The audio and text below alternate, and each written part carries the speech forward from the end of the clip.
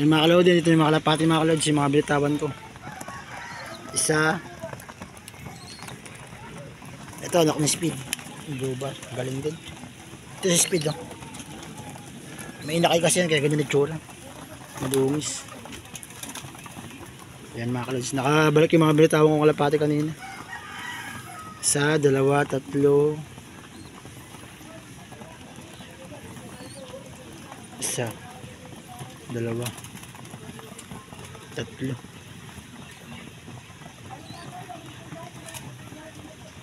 tatlo, isa, dalawa, tatlo. Kulang patay sa mga kalodi, hindi nakabalik natin isang inakay ko mga kalods. Yung isang inakay di nakabalik, pero yung tatlong inakay nakabalik mga kalods. Yung kay Alex Bartolay daw nakawin na rin mga kalodi. Mga inakay kasi mga bitawan ko, umiyak pa, narinig nyo. O, nag-iiyakan pa yan mga kalods.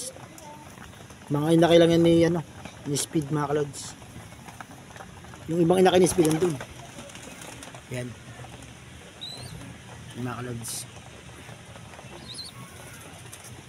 Ayun yung mga isama kasi sa karera. Pagtapos ng ulan, pag maganda na yung panahon mga kalodi, pag gumanda-ganda na yung panahon, back to karera tayo mga kalodi. Back to race. Kasi nakapag-ipon na ako ng mga malakas.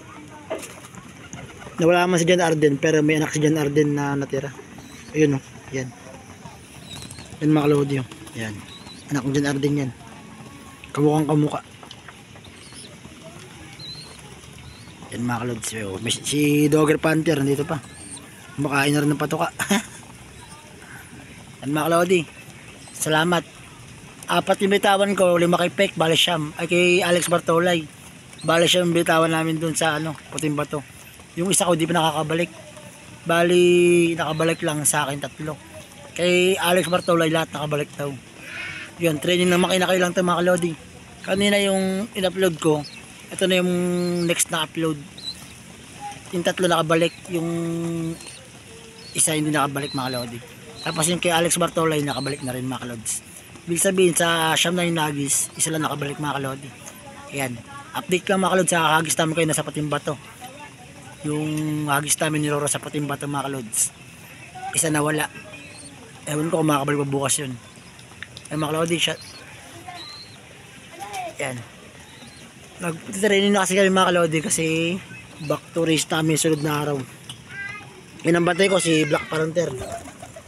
Wala makakapagnakaw dito dahil may laing asa na yung mga kalods. Yan, shout out mga kalods sa inyong lahat. Keep safe always and God bless. Ingat kayo sa mga ngayon pala maraming masamang tao mga kalodi.